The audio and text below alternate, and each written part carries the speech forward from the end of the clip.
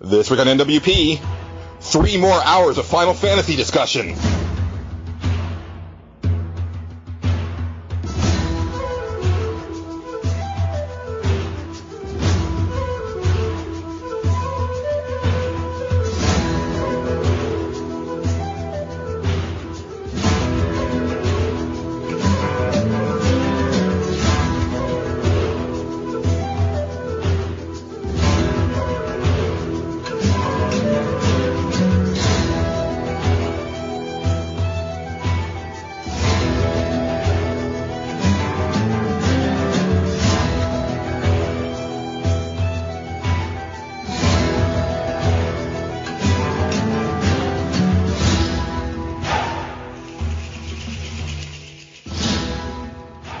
Hello everyone, and welcome to Nerds Without Pants, episode 43. I am Julian, and I'm joined as always by Patrick. I swear to God, he's kidding. Angelo. I feel sorry for everybody who already turned off the podcast, because you know that happens. Yeah, I was kind of worried about that when I said that, because no, we're not doing that. I wouldn't subject you, fine listeners, to 3 more hours of that. Hopefully it took a minute to find the dump button or whatever. Right. It's like, no! Just a bunch of people slow motion, like going for their iPods and devices. No. We had a really awesome special format episode last time, and I think it actually went over really well, and people seem to like it, and that's really cool and everything. But it's a really long podcast, and it was long to edit, and we also didn't do Consumption Junction, so it's been like a month since we've gotten together and just talked about games. So that's all we're going to do on this episode, is just talk about some games. But before we get into like Consumption Junction proper, we have a couple questions from Michael 117 of the Colorado 117s. And they're short, but they're actually good questions. I think I know the answer for all of us on the first one, but it goes into a really good one for the second question. So his first question, have any of you had hands-on time with Oculus, Morpheus, or any of the current VR tech? Are you optimistic about the possibilities and experiences VR could offer inside and outside of gaming? I think the only one of us who could possibly have tried any of this would be you, Patrick. Have you? Yeah. You have? Okay. What makes you say that? Because you got a GDC and stuff like that. Like, I know, like, I haven't been anywhere near any of this stuff. And Angelo, well, I mean, you're a techie guy, but even so, I don't know that you've really been. It hasn't come close enough for me to get any hands-on with it. Yeah. Yeah. Yeah, I've only really just seen Google Glass and touched it a little bit, but that's kind of not even VR. That's just augmented reality kind of. But yeah, I've seen at GDC they didn't have anything out. They were just showing videos of what they could do. So not really. Oh, okay. I thought if you might have actually gotten your hands on one, but I think you would have talked about it before, so I didn't have high hopes. But I don't know. Are you guys into that thing? Are you excited? I know Patrick, it didn't get into the show, but on our last episode, I think that it was the breaking news about the PlayStation. I guess that's the Morpheus one, right? Yeah. That's their code name, and it had just, it was breaking news while we were recording last time, and you seemed pretty stoked. Oh, I was really excited because I didn't really want it to stay as the same controller forever. I want more immersion in the end, and, maybe just to be able to jump into worlds eventually. So this is the first step. Yeah. Well, here's the thing. I'm excited about it, but I am never going to let it in my house. And here's why. I mean, I think it's really cool. I think I would definitely like to try it. I would never want to buy one because, I like playing video games. Obviously I will come home, sit on the couch, turn on my PlayStation or my Xbox or whatever and play whatever, but that doesn't, by its very nature, cut me off from the rest of the world.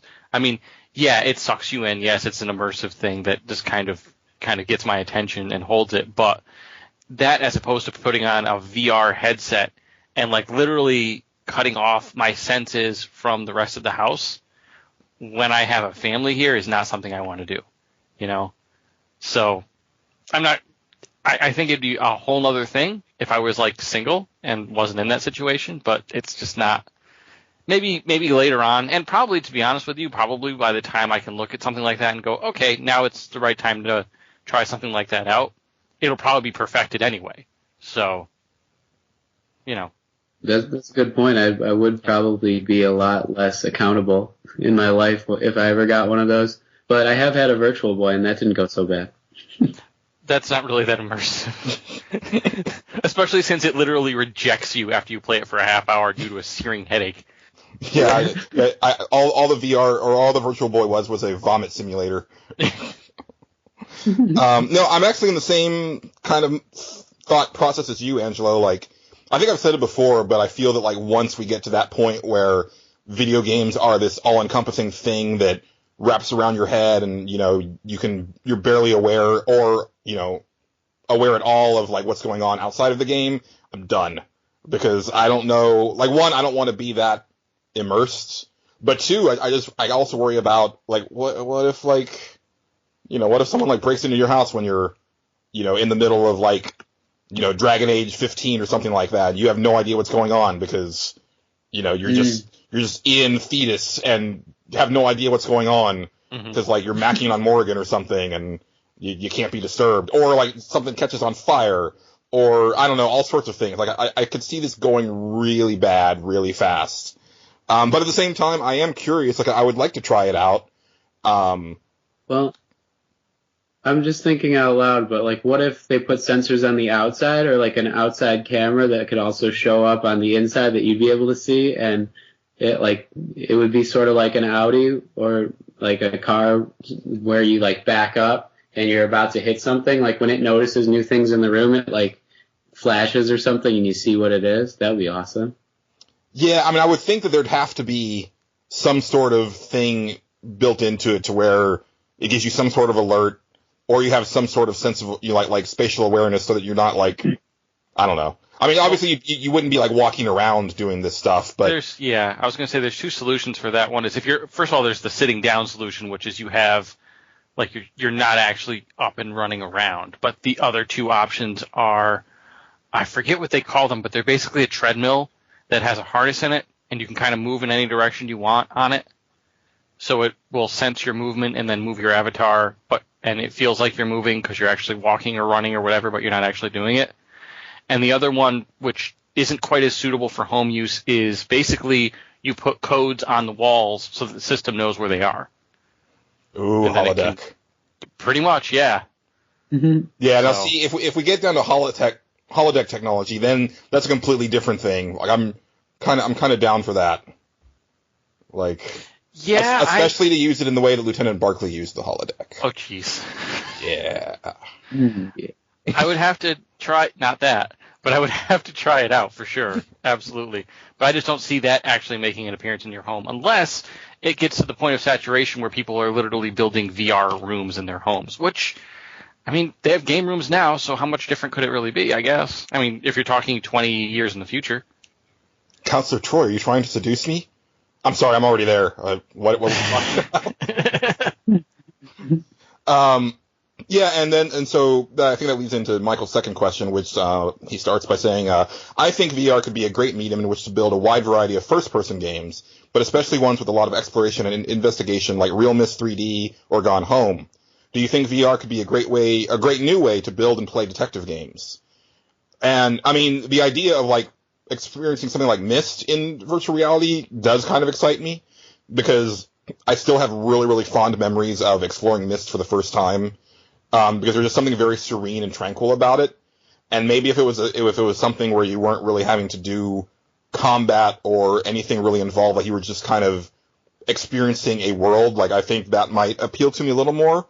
Like I also think of games like I never got to play it, I always wanted to buy it on the Wii, but Endless Ocean, which is basically just like a scuba diving simulator. You know, like that type of stuff I think could be really cool. I think there actually is like an Oculus demo where it's sort of like a underwater, like almost horror game where you're just, all you can do is like descend into the depths, and I think there's like some sort of like Leviathan or something like that like comes up and tries to attack you or something like that, but you never know where it's coming from because it's so dark. And that's kind of cool, but also like kind of highly stressful. I don't know. So detective games, here's my kind of thoughts on the whole thing, is that faster paced games like run and guns or anything that doesn't involve a whole lot of super tangible interaction, like you think of Gone Home, and I haven't played it. And at this point, I've heard so much about it that I've lost all desire to play it, to be honest with you. Yeah, I feel like I've experienced it all already. I feel like it's just, okay, I'm done with, and it's a shame because it sounded really neat, but I'm just over it. The thing with that is they talk about how you want to flip over every cup thing, like, and you want to open up every drawer, and you want to do this and do that. But when you're interacting that much with the environment, I think it would lose something because you won't actually, we're not at the point yet where it can fake that sensation of you putting your hand on something and actually opening it, you know what I mean? We're not going to be there for a while, I don't think. So you're still going to be interacting with a controller of some point, or at the very least something like the PlayStation Move, where you've got one of those in each hand and you're kind of directing things that way. But faster-paced games that are more reflexive or don't involve you, literally putting your hands on the environment, I think are a lot better suited to VR. So there's kind of that dissonance there as far as my excitement over that type of a game. I think they could definitely work. Obviously, looking around the environment is going to feel great. And, okay, I want to see what's behind this shelf. You can actually, move your head around and, that's kind of cool. But what he kind of hinted at and what makes me go, oh my goodness, when I think about that VR thing is like survival horror games. Yeah. That would someone's going to have a heart attack, dude. Someone's going to literally enter cardiac arrest as a result of that. Have I talked about my Silent Hill first-person idea on this show? I think so. No. Or have I just talked about it like off air? Well, if I have, I'll just like go real quick. But because I've had this idea for years of a first-person Silent Hill game, and I had this like back in the days of like, this is right around the time that Manhunt had come out, and I liked the idea of Brian Cox kind of talking to you through, because you could actually use the headset, and he would actually speak to you and kind of like taunt you and stuff. And I always liked the idea of integrating like your video game headset with the game so that you were like hearing all this like messed up stuff, but you could also like call out to people and maybe you would like get like different cutscenes or beneficial things, but also you might alert like other monsters. And I think like coupling that with like a VR thing would make that just all the more, frightening and intense, and like that could definitely be really cool. But I mean, like you said, like I don't know if I can handle that because when I've only played like about like 10 minutes of Amnesia and about 10 minutes of Outlast, because both of those were like, holy crap, like I am not prepared for this right now. I need to put this away. Amnesia was the first game I thought of. Yeah. Yeah, Outlast 2 though. You might have said it before, but I may have forgotten it, and I'm remembering it again and liking it again. So I don't know much about Outlast. I mean, I know what it is, but I don't. I gotta look into that one. I think that one would definitely be up your alley, Angelo. Yeah. Just because it doesn't have combat and it's first person, and it also has that element of like, being chased, sort of like Resident Evil Nemesis or Clock Tower. See, I don't really like Clock Tower or that particular Resident Evil game. I don't really like the Resident Evil games, to be honest with you. Well, I guess that answers my question about us doing a Resident Evil themed episode later on, like the Final Fantasy one. I got some experience with the franchise. That could be an option. I do have the HD collection if it is one of the copies that actually works. So. Yeah, I need to get an excuse to play Code Veronica that I got for free one time. Oh man, that game.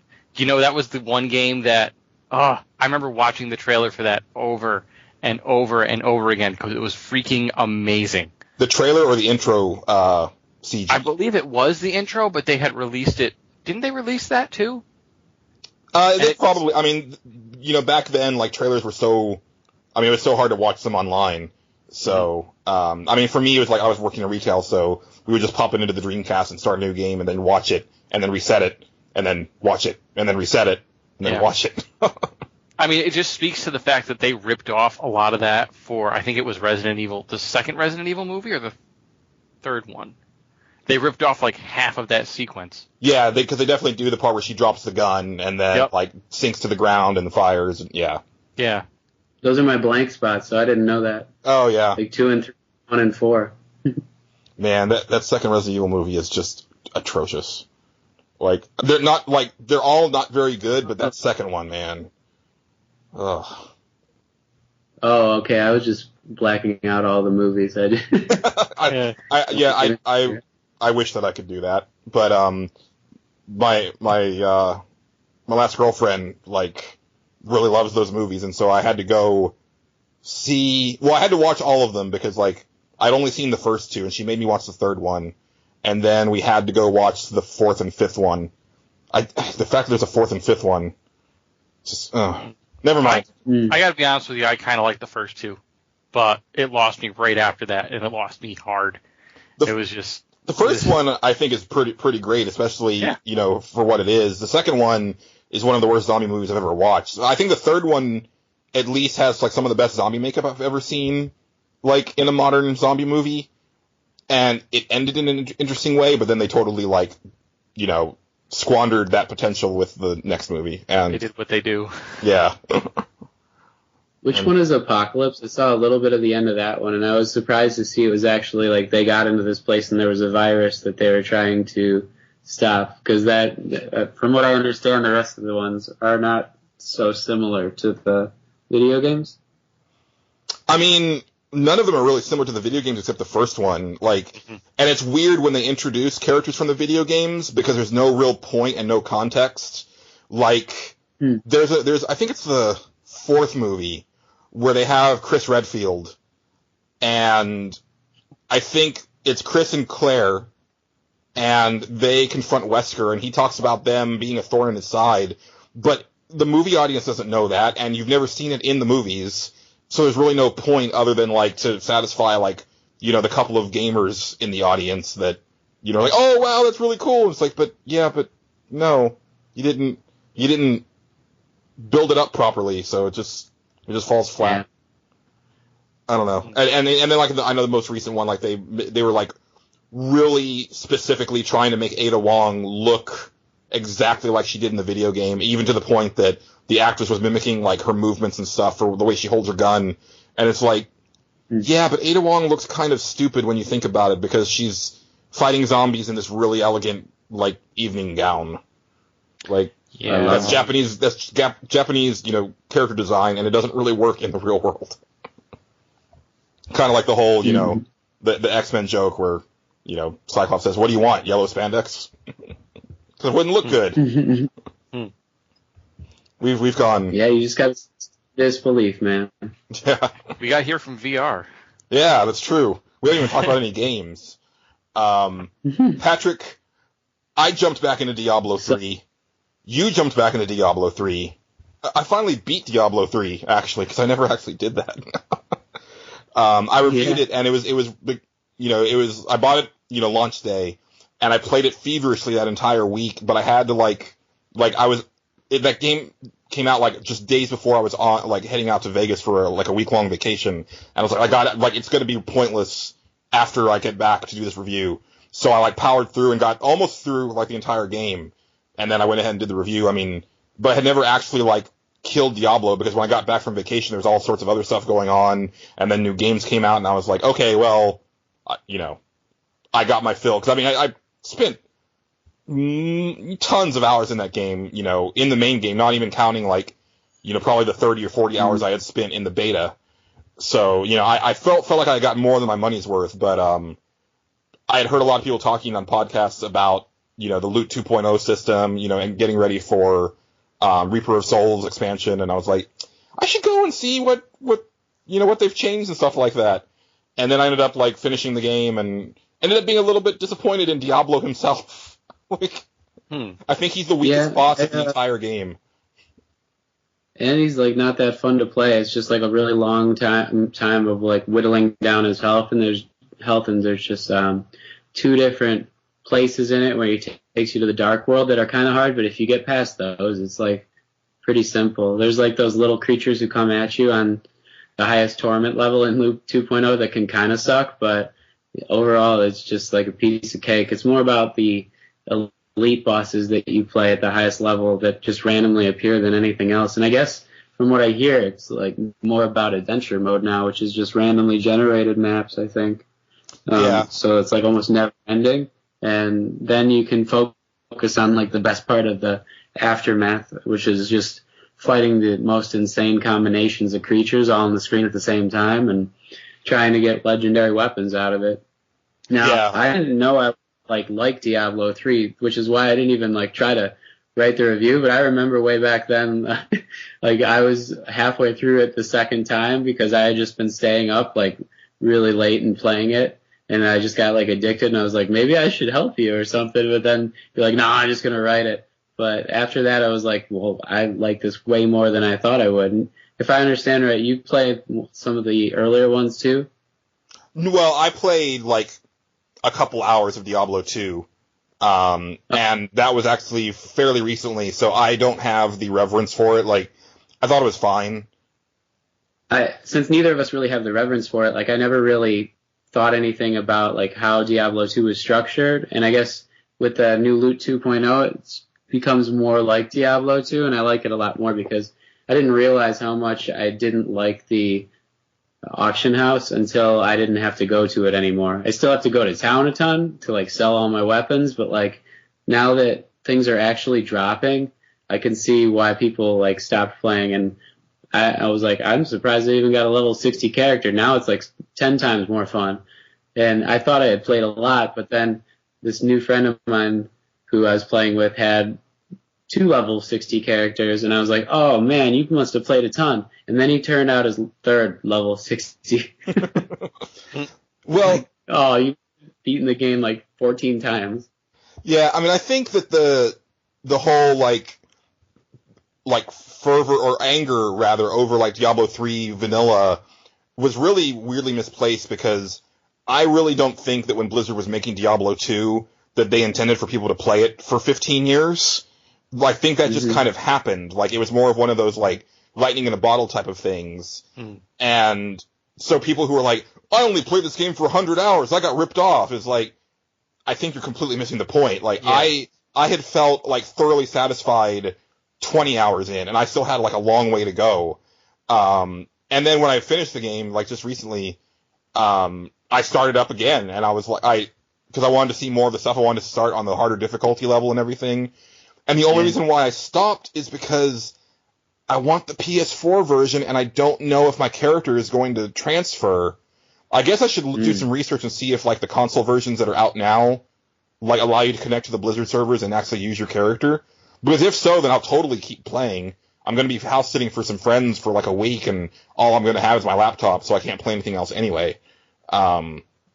It should be a pretty good game on the PS4 though, because there's only really 4 buttons that you have to press, and I've actually gotten the Monk's build down to just a bunch of button 3 presses after you collect a mob. He's so good with like AoE or attacks over environment. So he like brings everybody together with this one move. It's like a chain link fence that like brings everybody next to him, and then you just like spam it so that everybody keeps clumping toward you, and like all the other kinds of characters can just wail on him from the outside. Yeah, I mean, you die, but I mean, that's all you have to press. You could definitely play it on PS4. Oh yeah, that's what I'm saying is that I would prefer to play it on PS4 because my laptop can handle it, and it runs really well. But I would love to be able to play a version that is like, you know, the maxed out ultra version of it, you know, plus with a controller that's even better.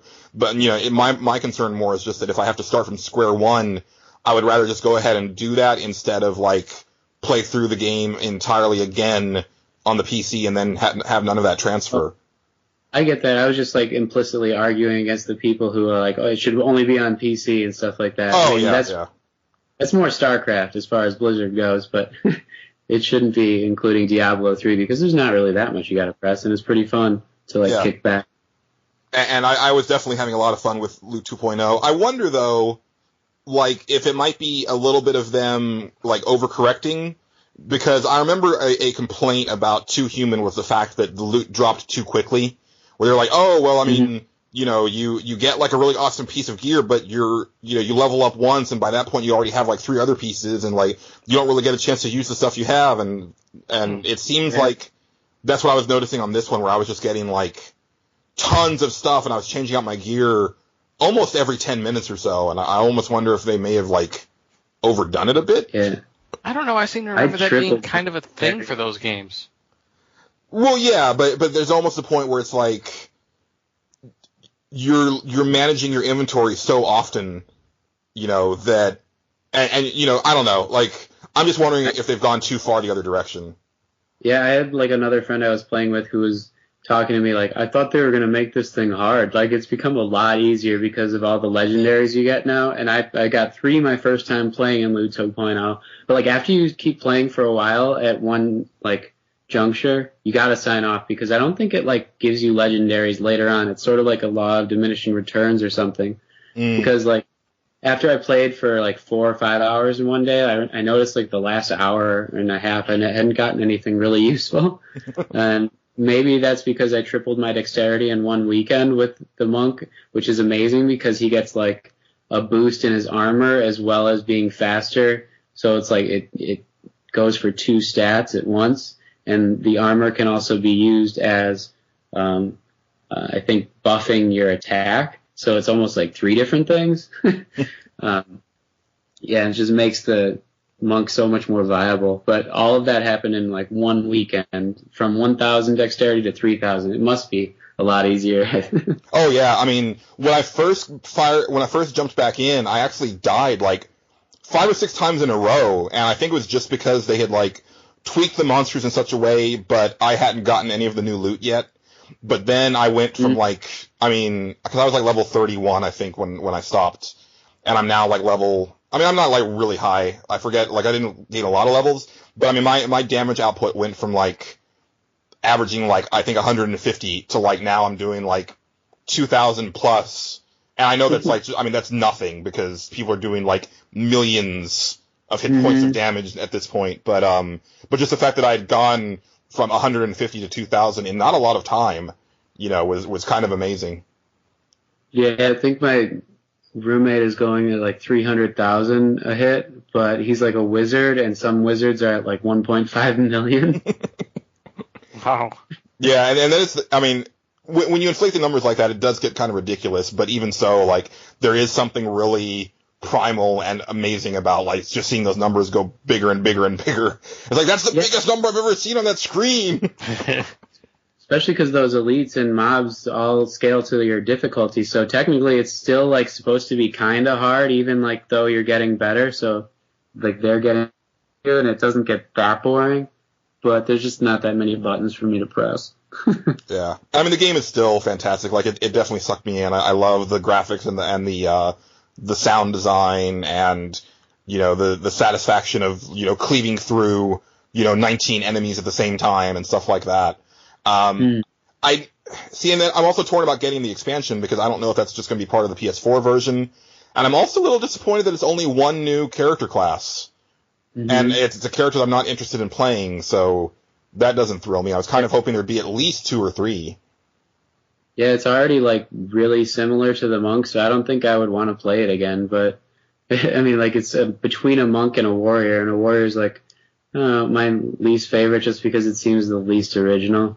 But oh man, when you get a great axe and just like annihilate like an entire. Well, you probably do it too now, but like I wasn't digging the barbarian when I first started playing, but then when you get cleave, and that's the one that actually arcs and can take out multiple enemies at the same time. Like, the whole game changed for me. I was like, oh, this is what I wanted. My awesome female Russian barbarian. Okay. Tell me about the fallen star. Yeah. But it's just not different enough still. So, I mean, I'd have to go with a wizardy type of thing, but I don't know how they'll release another kind of class. They already have Demon Hunter and Wizard and a lot of things that do magical distance type damage, so. Yeah. And I guess, even then, I think for me, part of it would just be, like, the aesthetic of it, too. Like, I would love to see more like a Necromancer type character, but more like like my character on Champions of Norrath for PS2. I forget what the class was, but he fought with, like, 2-handed swords, but he also had magic, and he could, like, summon skeletons. And so that was just, like, the best of, like, all 3 worlds, because I was, like, throwing, like, poison, like, clouds of poisonous smoke, like, to do, like, damage over time to, like, big groups of enemies. My skeleton was taking out people, and then I was just, like, wading into the fray and hacking and slashing, and that was a lot of fun. So I'd like more of that. Yeah. The Witch Doctor has that, but the aesthetic of the Witch Doctor doesn't do anything for me. I'm just like, eh. Yeah, I've got like a level 13 Witch Doctor, but I haven't like leveled it up the whole way. I might for this expansion if I ever get it. I don't want to pay $40 for it though. It seems kind of obnoxious for like one more act. But I'll have to check out the other friends of mine who are playing it first to see if it's like actually worth $40 extra. What is worth $3 though is the Paragon levels that they put into it for the Loot 2.0, and there's 200 extra. So even though like the level cap only goes up 10, the extra levels are actually like 210 more because you can pick from 4 different what are they, like runes or something to add like value to. Well, the one I pick is a lot of attack per second, but there's like 4 different kinds of it. Like every fourth level, you get one of the different 4 types of like columns that you get to pick from getting more advancements, and it's like weird ones that are kind of behind the scenes, but it's still like 200 extra levels to like go forth and try to cap. Nice.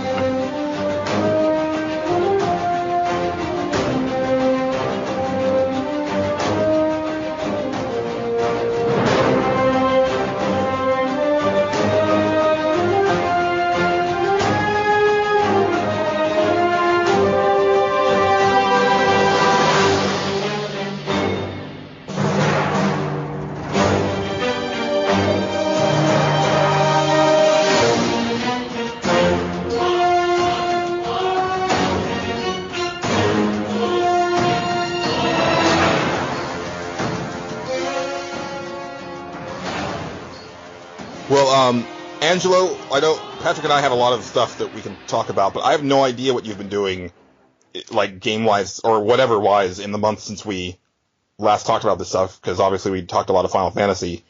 Yeah. Have you done stuff? I got... pinball stuff, perhaps? No. There is pinball stuff. No, there's pinball stuff. No. This is really cool. This is all right. I can start with the pinball stuff since that's what got brought up. But I kind of fell into... last time we were talking about that NES pinball game. Do you guys remember that? That was like so long ago. Okay. Refresh my memories. Yeah. All right. Well, there was basically what's that? Tron. I just said which one? Oh. Well, hang on. Let me just get the name real quick. Hang on. Was it the one with the chicks bowling? No. There was an NES game called Pinball Quest. Oh. I don't remember you talking about that. You do or you don't? I don't. Okay, cool. Because I'm going to talk about it now, because I didn't remember if I shared it with you guys or not. I don't think so. Okay. I'll mention it anyway. Pinball Quest is kind of an attempt it was on the NES. And no, because I would have talked about this too, so I bet I didn't talk about it. To combine RPG elements with pinball. And it kind of worked. It seemed a little rough. So I was kind of looking for a Let's Play of that to see what it was like, to see if maybe it was something I wanted to hunt down. And lo and behold, I found a more modern game. And this was, to be honest, a lot of people discovered this game at GDC recently, and I found it a week before this. So I'm going to play the hipster card here. I found this game called Rollers of the Realm. That's a fantastic name. It is. It's coming out in fall is when it's slated to come out for PC. And then after that, they are looking to port it to consoles as well. It is a really fully fleshed out pinball RPG, which sounds like the most ridiculous thing ever, but it actually works. Puzzle Quest, though, so you can kind of do it with almost anything. So this is so much better than Puzzle Quest. You start off, there's a girl.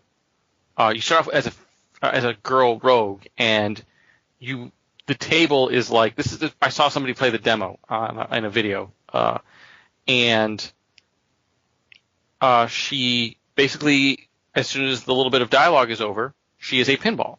She's literally a pinball that goes onto the playing field, and you can bounce her around. And because she's a rogue, you're bouncing around like a market, and there's like a stand set up, and there's little NPCs around, and if you hit NPCs, she picks their pockets and gets money. Nice. Like instead of getting points or something like that, if you hit, say, like an opponent, she'll do damage to them, and when she kills them, she'll get experience points, stuff like that. But the whole thing is, so they start this thing off, and you roll her up to the edge of the table where it looks like you have to go, and there's 2 guards there, and they basically say, "Oh, we're not letting your kind in here," blah blah blah blah blah, because she's a thief. So they don't want to let her into the village. So she comes back and she says, "Well, I have to get in through the sewer." And of course, lo and behold, there's a little door in the upper left that's a sewer grate that if you do the right things on this table, air quotes table, but it's actually like a village market, it will open, and then you can shoot the ball in there. And all of these characters have different things. Like, she is a rogue, so she is really agile, really maneuverable. You can kind of steer her around the playing field a little bit as she's going. She also is one of the balls that she has a pet dog, that once you rescue it, you can do certain things on the table, and then the dog also appears as another ball. So one of her abilities is she gets this multi-ball. And the dog is actually a little smaller, so you can get the dog ball through holes that she couldn't get through. And she's also a little smaller because she's a rogue and she can sneak through things than other balls that you'll eventually get. You'll get, like, the ones that they showed were a knight, which is a really big one that does more damage, but it's much more difficult to steer. In fact, it doesn't really steer at all, and it kind of jumps a little bit because he's an alcoholic and he kind of stumbles. It's as amazing as it sounds. And the best thing, another great thing is, you can actually switch on the fly which ball you have in play. So when you're shooting your ball on, you choose which one you want to shoot on. But in play, if you want to change it, you do the flipper catch. Huh. So you just, like, if you get that ball caught and you have your flipper raised, you can choose and swap it with another ball. So if you all of a sudden have an objective to do on whatever level you're in, that involves you taking out a bunch of dudes, you switch to your knight and smash them up. And then once that's done, okay, I have to go over here, but I'm never going to get my knight through there. Let's switch to the rogue. And, you know what? Those guys did too much damage to one of my flippers, so I'm going to catch and summon back in the healer and heal my flippers back up. So it's really cool. And I'm really excited to play this. And if it wasn't coming to PC first and my computer wasn't that great, I'd probably have already pre-ordered it because it looks amazing. That actually sounds really cool. It is really cool. And yeah, definitely, if it sounds cool, look it up. It's called Rollers of the Realm. There's some videos on YouTube for it. So, yeah, I mean, if you like what you see, maybe support these guys. But it looks amazing. So I'm definitely on board. Let's see what else. The other thing that I picked up a few games that I wanted to talk about, but one of the games that I would have picked up had I had a better computer would probably be Age of Wonders 3. And I know I talked about this a lot with some of the guys at the site, but I don't think I talked about it with you guys a whole lot, did I? No. Okay. Are you guys familiar with Age of Wonders at all? Yeah. You are? Yeah, I got the first one. Yeah? For a Christmas present when I was little. Did you play it? What did you think? It was hard for me at the time, but I was like an adolescent, and I got stuck like about a third of the way through the game and gave up. But I like the vibe of it, and then the aesthetic quality is very pleasing. So yeah, and it's even obviously this is the third one, so it's going to be way better than that. I had more experience with the second one. I actually saw a little bit of the videos of it, and I was like, wow, this is just a blast from the past. It's like definitely the same game. It's just like updated so well. Yeah, yep. And it's got a lot. It seems a lot deeper than even the second one was, or even Shadow Magic, which was like the standalone, kind of like 2.5, I guess, because it was 2, but with a bunch of enhancements and a bunch of extra stuff, and it was really, really good. But yeah, if you don't know what it is, imagine Age of Empires, but completely fantasy with like fantasy races and stuff and magic. So if, say, George Washington was declaring war on Hitler, he could like roast him with a fireball. I mean, you kind of think of it that way, but I mean, there's all your fantasy races. There's like elves and orcs and the undead and all this stuff, and you basically choose your character's race and then their class, which would be like, necromancer or whatever. And that gives you your abilities, and then you start building your empire and taking over things. And here's another thing I could talk about for hours and hours, just like I could about rollers if I really let myself, but I don't want to do that to you.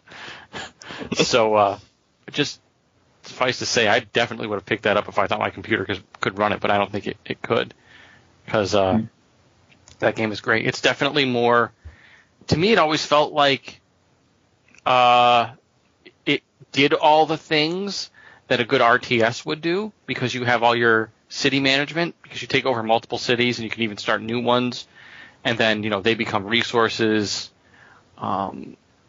they become manufacturing facilities, that sort of thing. So it has that sort of element that you get that's not so much present in Age of Empires, but at the same time it's turn-based. So it's really its own thing, but it definitely borrows from all those other games. And it's super high fantasy, but it's also like, it's definitely, you can laugh at it and feel good about laughing at it, because even though it takes itself seriously, I think it also knows that the fact that it takes itself seriously is a little funny in and of itself, but it doesn't out and out make jokes either. So, like, you can play as a race of halflings, and I used to play as the halflings all the time. And like, one of their elite troops was, I believe, a leprechaun, if I remember correctly, which would like just turn invisible and just like move to the other side of walls and just wreak havoc on people.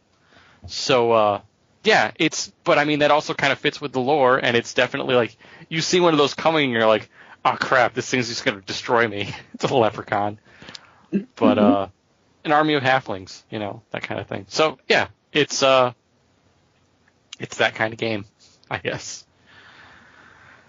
So yeah, but the other games I picked up were, I picked up three PS3 games. I picked up Remember Me, the most forgotten about game of 2013. And I picked up Valkyria Chronicles, because everybody's telling me I should play this game. So I bought that. Oh yeah, and that game's definitely for you. What's that? That game's definitely for you, but I'm curious about Remember Me, because I got it as well. I haven't played it, though. Yeah, I really want to play it. It looked interesting enough from the previews to make me go, okay, I'd like to try that. And then it got weird reviews, but then somebody told me that it... Jen Frank, who used to write for 1UP back in the day, mentioned that in her mind, it reminded her a lot of a foreign film, like a French film. And one of the options is to play the game in French. So she did that, and she said the game became like 1,000,000 times better. So I'm actually kind of curious to try that. Yeah, likewise, because, I had mentioned that I had started it, a couple episodes ago, and, I didn't play much of it, but like the aesthetic and everything definitely, it feels like a Luc Besson movie. Yeah. He of like Run Lola Run fame. And which is a great movie. Yeah. So that kind of interests me, because it being set in Paris, that almost makes sense, just the way that they say that you should really play Assassin's Creed 2, in Italian with the subtitles on, because they have that option. Nice. Last pickup was the Final Fantasy X and X-2 HD remaster, and I managed to get the limited edition that came with that really, really sweet case, with the art book that has the game in it. Like, the case is actually literally an art book. Which is also how the Final Fantasy 13-2 case was for the collector's edition. Well, for the collector's edition, not because this was like, you didn't have to pay extra money for this one, but it was a real limited edition because, I went to Best Buy a week later and they didn't have them anymore. They had just the regular cases. Yeah. This one was the same price. You just had to have gotten it in the first. They made a limited number of them, and if you got it early enough, you got one of the limited ones. So, and of course, as soon as those sold out, collectors put them right back on the market for like an extra $20. So, because that's what they do. But yeah, looking forward to. Go ahead. I was going to say, I will bide my time and sell it for $300. Or I will just not sell it and put it on my shelf because it's gorgeous and I like it. Also this. Yeah. Final Fantasy X was one of the few Final Fantasy games that I just straight up have not played. I played just about all of the other ones. I just totally missed 10. And I even though I only played 12 a little bit, I mean, at least I did play 12. So I'm looking forward to playing that. And it might be a little early to spill this, but we're probably more than likely doing this for the next Backloggers Anonymous, even though it's kind of a AAA game and not really what we cover. It just seems to be something that was recently re-released. It's not a full-price game, so it's definitely affordable, which was a big draw for when we did Alundra. People actually specifically mentioned that it was nice to be able to just go out and get a cheap game, and retro's kind of cool too. So man, we've played a ton of cheap games on Backloggers. People just don't double down and actually get them. Like Two Human, cheap. System Shock 2, cheap. Asura's Wrath. Yeah. I never really go for the super stupid expensive ones. No, but honestly, Angelo, I think it actually is a really good time to do it because even though it is a big AAA game, it's a big AAA game that's 12 years old, and there's a lot of people who either never played it or weren't around playing games when it came out. And if there's anything that I'm proud of about the Final Fantasy episode that we did last time, it's that we spurred a lot of people to try different Final Fantasy games. I saw a lot of people saying that, I need to go try 4 or I need to go play 10. And a lot of people are really excited about playing 10 because of the HD. Like I've seen people talking about it that you wouldn't normally see talking about RPGs anymore. So I think it's a perfect time to do it. And I'm already like a good amount of time into it. And I'm not going to talk about it a lot here because, I mean, we're going to do, 3 episodes of Backloggers about it. But I will spend some time checking in periodically on Nerds Without Pants because Patrick, fucking blitzball, man. So I was thinking, as I started up, because this is my 3rd time playing Final Fantasy X. But also only my 2nd playing it to completion because I didn't actually finish it my 2nd time through. I got almost to the end. And I was thinking, the first time around, maybe I just didn't give blitzball, a good opportunity. Like, maybe I just, put it down too quickly and I didn't really try. So this time, I'm going to try. And then when you get to the first blitzball match, which is a story match, it is like the worst introduction to blitzball you could possibly ask for because the team that you're playing against is so overpowered to the point that, let's say that your defense stat is, 7, but their attack stat is 14. And it's even with the randomized stat thing that they do, which is also BS, there's just no way that you're going to overcome that. So it's this completely one-sided match. And I was like, okay, but that was just a story match. I'm sure if I go play a game by myself, I'll probably be paired up against, a regular team. But no, I played the same effing team. And, the thing is that both teams level up, between halves of the game. So they had already gotten more powerful during that first match and continued to get more powerful during the second match. So it was another complete shutout. And now I'm just pissed off and I'm determined to get good at blitzball. It's kind of the way that I was really bad at Tony Hawk's Pro Skater 1 and I really committed myself to getting really awesome at Tony Hawk's Pro Skater 2. I'm kind of in that situation now. I want to see if I'm just missing something, clearly the core concept, to borrow a line from Archer. But, I need to find out if the game is just completely broken, or if I just need to recruit the right players, or what I need to do. I'm going to start looking at YouTube videos and facts and whatever I can. But I will be checking in periodically, because one, Angelo, I'm already, a pretty good chunk of the way through the game, so I need to wait for you guys to catch up because we haven't even recorded the first intro episode yet. I don't want to get too far ahead, but so I'll be checking in on Consumption Junctions from now on just to let you know how I'm doing with my Blitzball League because I'm determined to not let this thing beat me.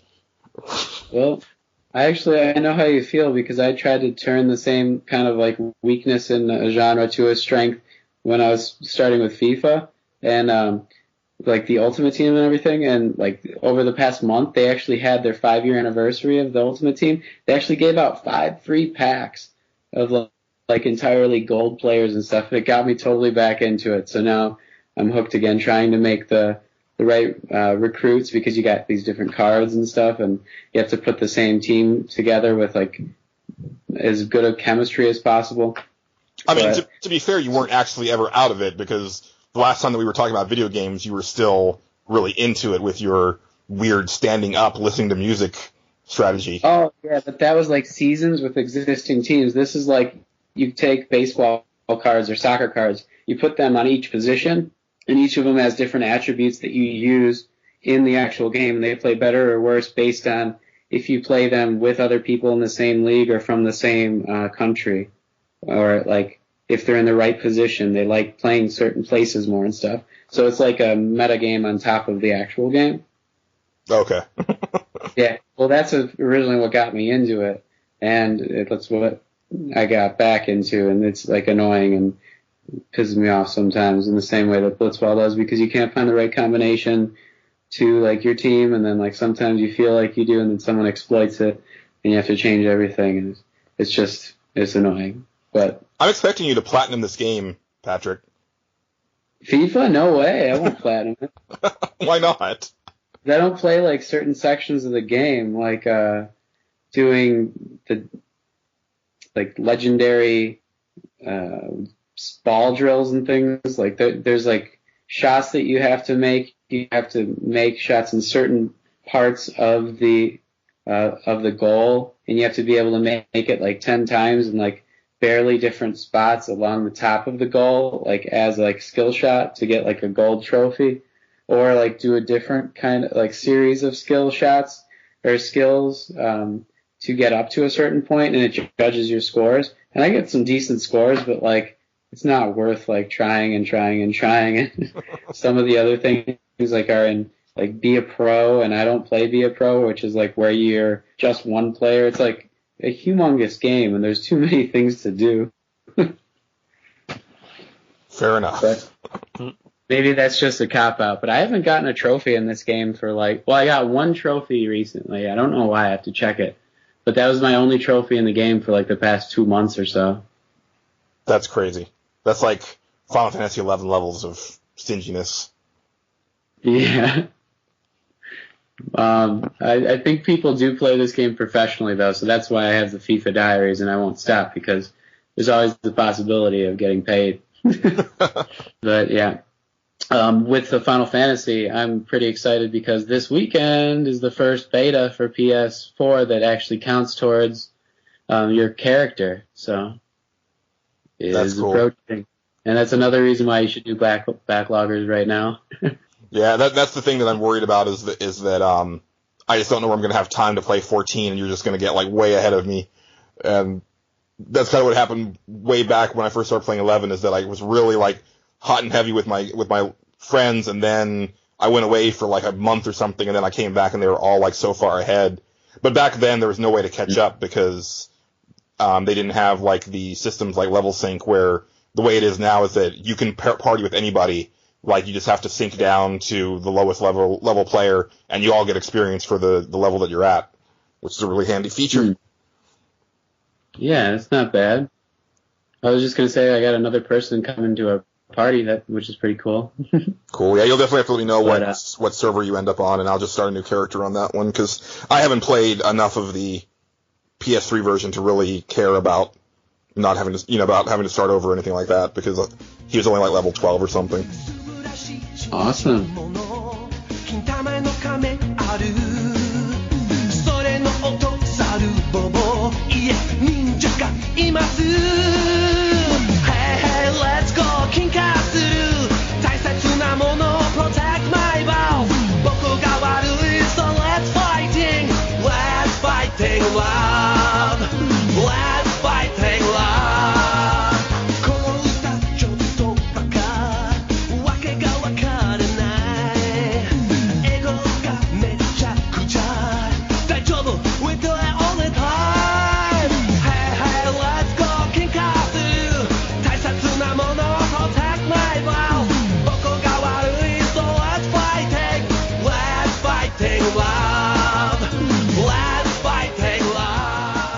ask you guys because I'm curious. Where do you the two? Because I know how you feel about RPGs, but how do each of you feel about South Park? South Park is amazing. I watched like every. I watched a lot more of it before I had kids. But you appreciate it, Angelo? I did at the time. I mean, there were times where I was like, really, they went there? But there was other times where it was... It goes back and forth with me between, like, you guys know, and then other times where it's amazing. So... Yeah, sometimes it's like you went for that kind of social relevance, like with the fish sticks. Kanye West. Yeah, the first Kanye West episode is not that great, but the second Kanye West episode is freaking amazing. I've watched it like 4 times. with Kim Kardashian being a hobbit. But what? Because of Photoshop, like in reality, Kim Kardashian is a hobbit. Oh. But no, I have followed South Park since the beginning, and I feel it is one of the greatest like social commentaries that we have, and it's one of those things where I think a lot of people watched those first like 2 or 3 seasons and then they fell off, so they never really saw what it became. So they have, it's a lot of people that just remember like Mr. Hanky or, oh my god, they killed Kenny or, Mr. Hat and stuff like that. And it's evolved into so much more than that since. And I really think that like the best stuff that they've done has been like from like season 10 on. But, which is leading me to the obvious thing is that I went ahead and bought South Park: The Stick of Truth. And it was a total impulse buy. Like, I had wanted to get it, but I was like, well, there's too many other bigger games that I want at the same time, like Lightning Returns and Bravely Default. Like, I'm just not going to get it. But it was getting such high praise. Like, even the Giant Bomb website gave it like 5 stars, and I was like, I need to try this game. And so I just went ahead and like bought it like the day after it came out, and that was really what I needed because this was right after that really bad weekend I had with Lightning Returns, and it was just such a breath of fresh air, which is kind of funny because there's so much fart humor in the truth. But it is, well, I think it's some of the best writing that Trey Parker and Matt Stone have done. Period. Like I think this game stands with some of the best episodes that have come out in the last 4 or 5 years. And it plays like some of the more epic stories that they've done, because what they've been doing in the last few seasons is they tend to have like these really amazing 3-part stories. Like the first one I think was Imagination Land, which is probably the most famous. But then they did stuff like Coon and Friends, which was the superhero one with Cthulhu, and the most recent one was the amazing Game of Thrones, Black Friday, Console Wars mashup that was just incredible. Which is really what this game is almost based on, because the characters that they're pretending to be are basically the ones that are in here, like Princess Kenny and Cartman the Wizard and stuff like that. But kind of putting a pin on that, it's a really good RPG. Like, it's a really good RPG, and I didn't expect it to be. There is a lot of like hidden depth in like the combat, like the weapons that you equip actually matter. As far as like the type of damage they do, there's resistances that you have to take into account for.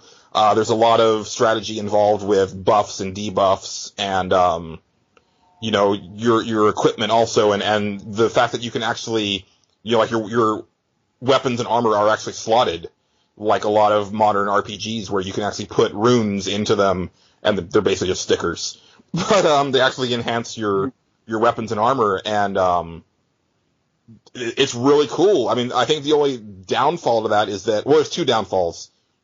The game is ridiculously easy, to the point that, even though like the enemy's hit points end up skyrocketing towards the end, you'll still end up, dropping them down by half, after 1 turn. But the other downside is that you only ever have 2 characters in your party, and it's always like your character who's like the new kid. He's like you build him from scratch. And then you have like, one of the boys, and they never really give you the level of customization with them that you have with your character. So they're really just like these set classes with this, they always have the same equipment, and their attacks are kind of unique to, each character, and they don't really feel, as big a part of the game as I kind of would have liked them to have been. But man, it's really, really good, guys. Like, I highly recommend that, if you have any love for South Park at all, and you like RPGs, to check it out. But even if you just like RPGs, and maybe you're not a big South Park fan, like, it's worth checking out. Is it crude at all? Oh, it's completely crude. Yeah. And that's the thing is that, South Park, I think, used the gross out humor at the beginning as kind of a crutch, but these days they use it, almost as part of the storytelling. It's not necessarily, like, just for the shock value. Mm-hmm. There's some stuff in this game that is definitely there for the shock value.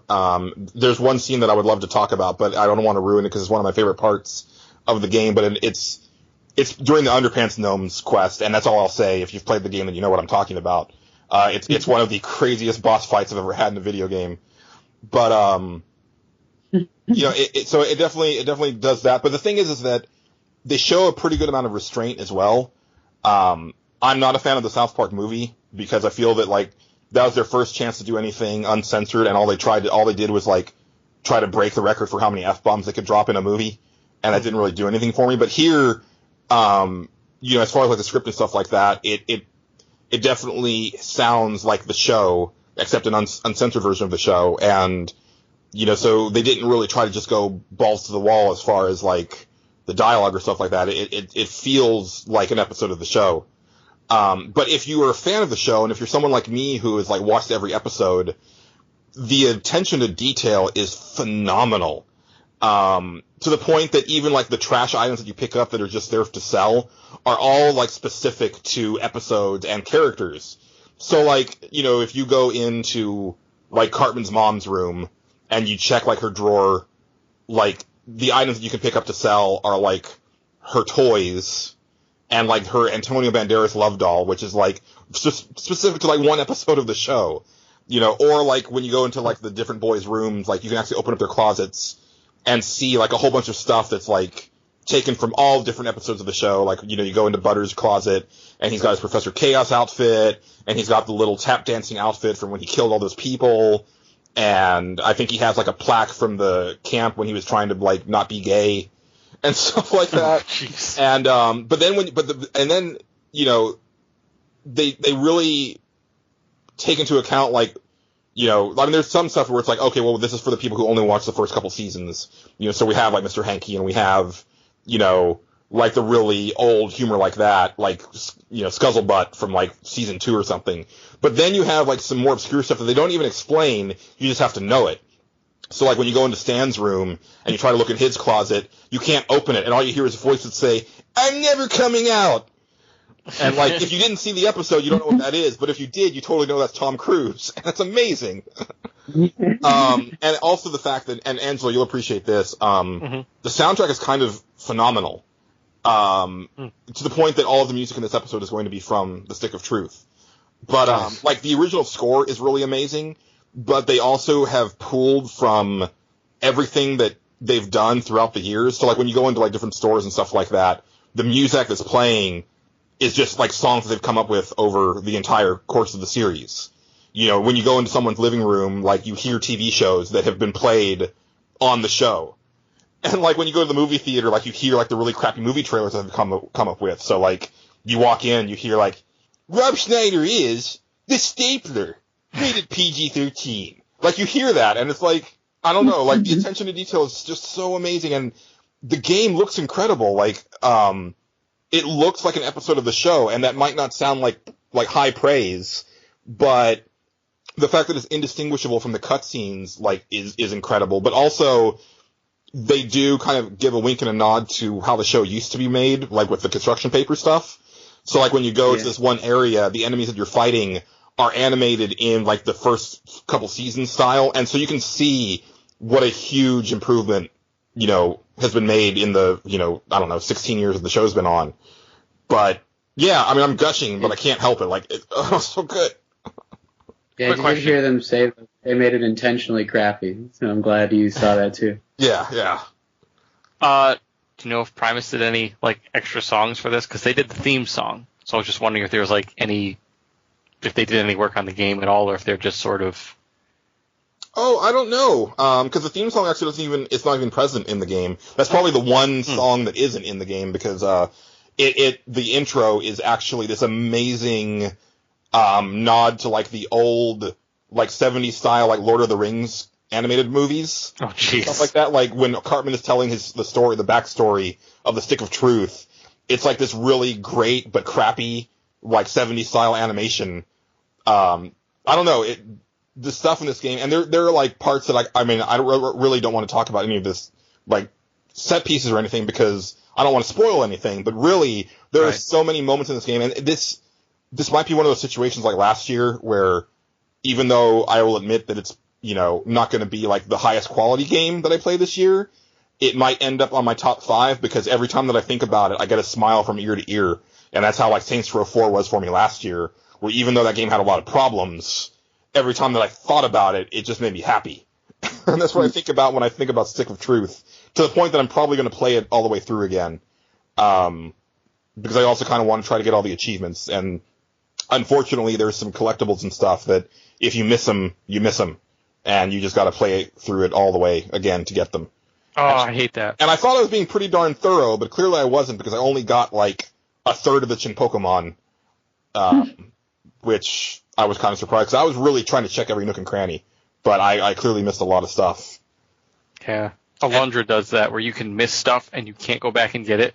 Like, once you finish a dungeon, sometimes the dungeon just closes off completely, and you're like, no, I know there was something in there that I didn't find, but you're done. Yeah. I was planning to go back. Yeah. Yeah. Yeah, and I expect that from a game that came out in like 97, but not a game that came out in 2014. Like, right. I'm kind of surprised at that. I mean, and there are some reasons for it, because certain parts of the story, like once you move past them, those areas are closed off to you, but I was kind of hoping that there'd be a way to go back to them after you finish the game. And like, I don't know if it's DLC or if it's a sequel, but I totally want more of this game. Like, I was sad when it was over, and I was like, dude, they should totally do like a sequel where they're dressed up as the superheroes from Coon and Friends, or I don't know, whatever. Like, they could go in so many different directions. And I don't know, just some of the stuff, like the fact that you end up, whenever they're playing like Lord of the Rings or something like that, there's always this one kid who's playing like Star Wars or Star Trek. And so like when they rally the army, he's got like, yes, we'll set our phasers to stun and like, go to warp 9. And Cartman's like, Jesus Christ, what did I tell you? Stop that. When you said Lord of the Rings, and I don't know if this happens, but I could totally picture Cartman like doing his little nonsensical voice thing to the Lord of the Rings theme, and I'm hoping that happens. I mean, there's like something like that. There is like one of the main like overworld themes, so to speak, is it's like this like, kind of like Lord of the Rings sounding like, not jaunty so much, but it's definitely like more of like the Lord of the Rings type theme. And then you hear Cartman in the background going, juice, no juice.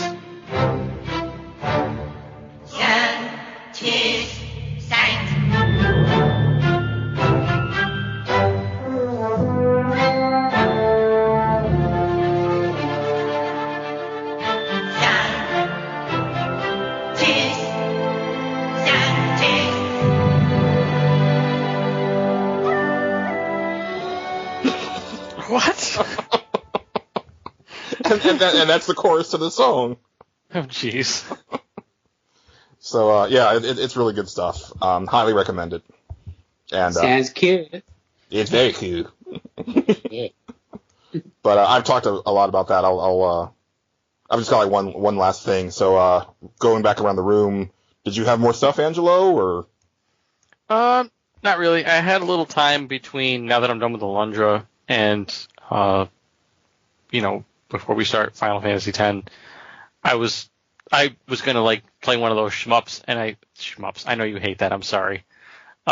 Old arcade style spaceship shoot 'em up games. Just call it a shoot 'em up. Yeah, shoot 'em up. Okay. So I pulled Thunder Force 5 down, and I put it in there. And now I have never played a Thunder Force game before, so this might have something to do with it. Like, my jam was R-Type back in the day. And that game wiped the floor with me in a minute and a half.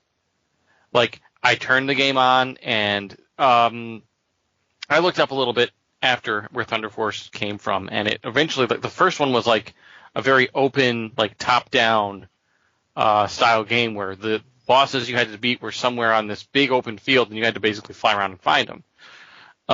So they kind of keep that with the later games by letting you choose the order you do the stages in. So, like, the first 3 stages you get to choose, so I just chose the default order to see what would happen.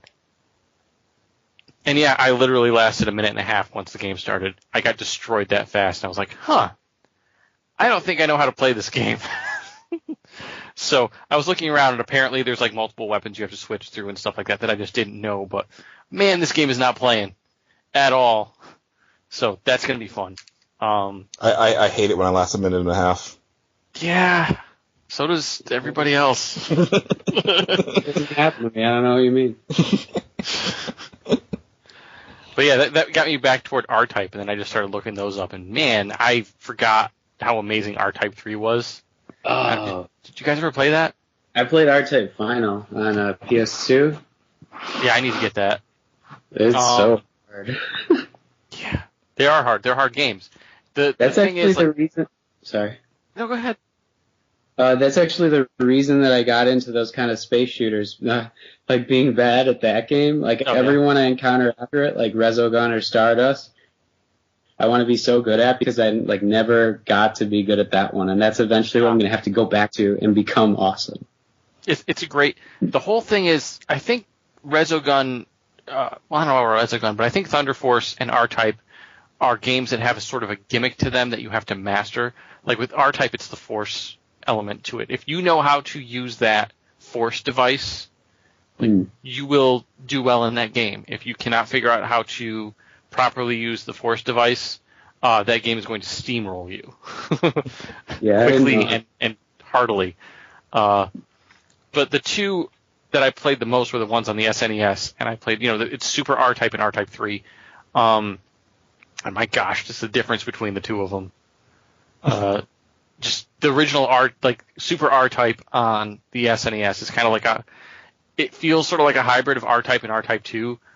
Better graphics, better sound though, because it was a newer, the arcade system set it was coming from are kind of old. But there's slowdown everywhere, and it's not a bad game. Like in some cases, the slowdown is what keeps you alive, but it's clear that it feels like a very, very early SNES game. I've always been a Gradius guy. Oh yeah, specifically Gradius 3 on Super Nintendo, but also Life Force on Nintendo, because that's one of my all-time favorites. Yeah, and also Darius Twin. That's one that I love, especially when you get like your fully upgraded weapon. It looks like Sonic Booms. Oh, nice. Always loved that. It's funny though, they say that it sometimes keeps you alive when it slows it down, because sometimes now in the new shoot 'em ups that I don't think you've played yet, Angelo, by House Marquee, they actually slow down like when you're about to get hit every time. It's like on purpose, and it keeps you alive. That's neat. I mean, I think that was also part of the design back in the day, is that I think they kind of programmed around, or they programmed to the slowdown because they knew it was going to happen. Sort of like how we've talked about, like the 2600, like programming based around the televisions of the time. Like they used that, to do some things and I think that's maybe something that might be missing from modern shooters. Like, I think, I'm not a big bullet hell shooter fan, and I think part of that is that I feel they're missing the point of what made, the older arcade shooters fun. And it wasn't, the plethora of bullets on the screen. It was more of, I think it was, for me at least, it was more like the weapon design and the enemy design and, kind of maneuvering your ship just so, and... There's an element of functional spectacle as well. Yeah. R-Type 3 really, that's probably that's maybe my favorite shoot 'em up of all time is probably R-Type 3, because that game just starts off with just, here we go, and it just gets nuts, and it gets crazier and crazier the further in you go. And the spectacle never stops, but every single aspect of it forms a specific function. Like, there's all these Mode 7 tricks going on in the first one, but if you get swept up in that and don't pay attention to what you're doing and aren't maneuvering your ship to dodge this Mode 7 stuff that's happening, you're going to get wrecked. It's not just there to be like, ooh, look, a pretty background. And meanwhile, and I don't want to be too much of a snob, but R-Type Delta, which was the PlayStation one, seemed like it was all about like background noise, and it didn't seem as much about like level design and using the technical prowess of the system to actually do something that was, yes, very flashy, but also added a lot of challenge to the game. So yeah, I'm with Patrick because I definitely liked R-Type Final on the PS2. Like, I played Delta and I thought it was fine, but Final I thought was what Delta should have been. Really love that game. Yeah, I gotta try Final. Now that I can play PS2 games, I can pick that up, and I don't think it's that expensive. I think it's like $20-something, maybe. I'll look it up. It sounds about right. Yeah. Yeah. I mean, I think it was $20 when it came out. Oh, like, yeah. Like, I think it came out at like a relatively budget. It might have been 30. Because that was around the time that they were like, publishers were starting to realize, we can't charge full price for some of these games because they just don't have enough content. And I remember that being one of them. I mean, I might be conflating with something else, but there were definitely some shooters that came out on the PS2, like, because that was towards the wane of the shoot 'em up, and it was like, they knew they couldn't charge $50 for them anymore, so they were starting to come out at lower price points. Yeah, I think it started at like 40 at the most. Yeah. And I want to say that's kind of high, but yeah, I doubt it was, a full $49.99 game. Yeah, I just remember waiting a little bit and then getting it for like 30 or 20 or something like that. Like, it quickly went down even more. So yeah, womp womp. Patrick, I mean, I know you had a lot more stuff. Yeah, not like that major of stuff though. Like, I got Towerfall Ascended with the Spring Fever going on, and I played it a little bit, and it's nowhere near as addicting to me as it is for like people on Joystick and IGN and stuff who've been like going nuts over it. And like, if you've seen any of their videos, like literally like screaming and yelling at the screen, going, "Oh!" like when someone dies. Nice. It's kind of fun for us, but like my friends and I haven't played like 4-player locally yet, and it only has local multiplayer, and it's like these archers that are going around the screen a la like regular Mario Brothers that only had one fixed screen and you could jump to like the sides and pop out the other sides, or jump. In this, you can jump to the bottom and pop out the top and like fall down.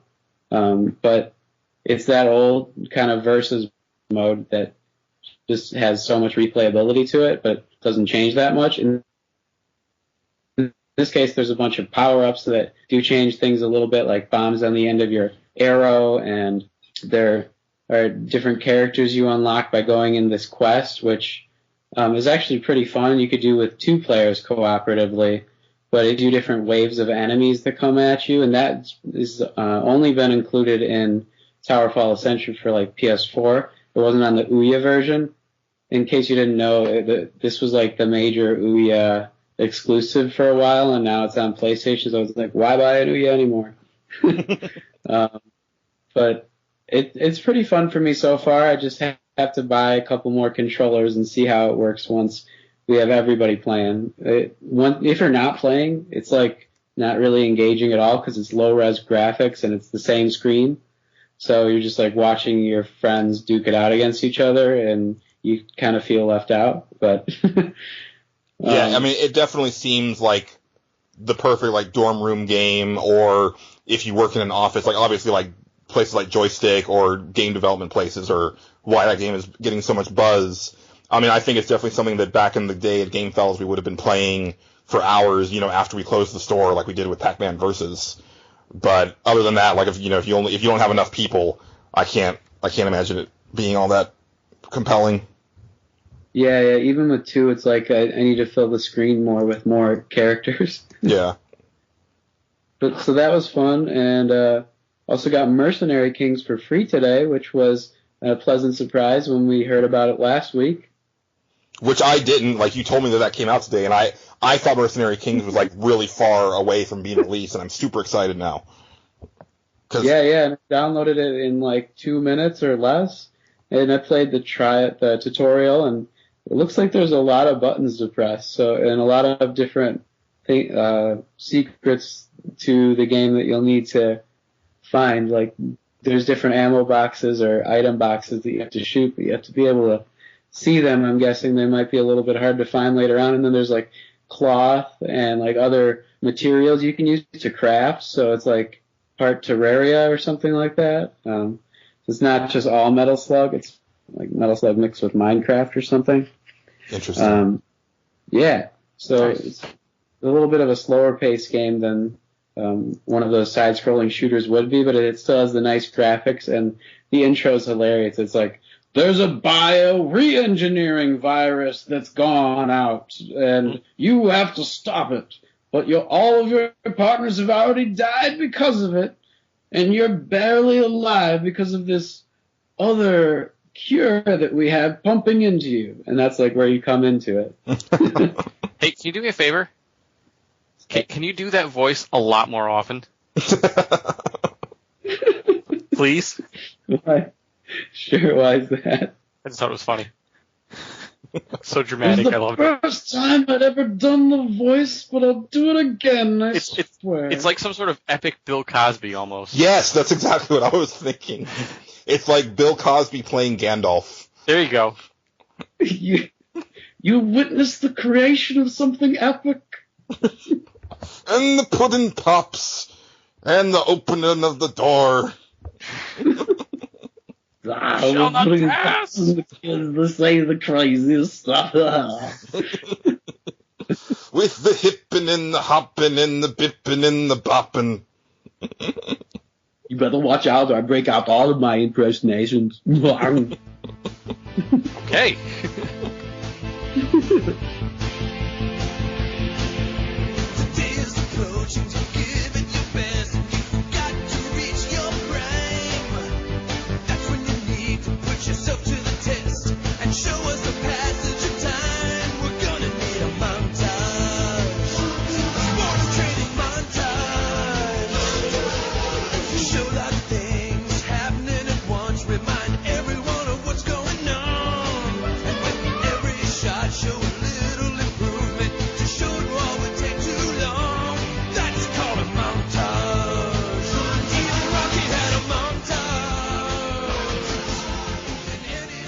By the way, while we were talking, I ordered R-Type Final.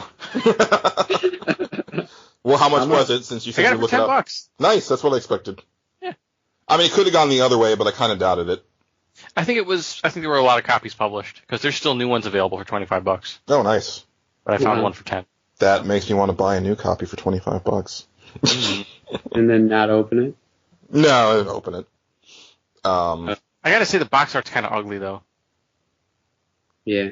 Yeah, was it like it was really yellow, wasn't it? Yeah, it's yellow. Yeah. It's hot. Mm-hmm. But if the game is good, and honestly for $10, You will get. I'm not even gonna look up a YouTube video of it. I'll just wait till it comes and play that. Yeah. Because I've been watching YouTube videos of Super R-Type and R-Type 3, and I'm good. I'm stoked now. I'm ready.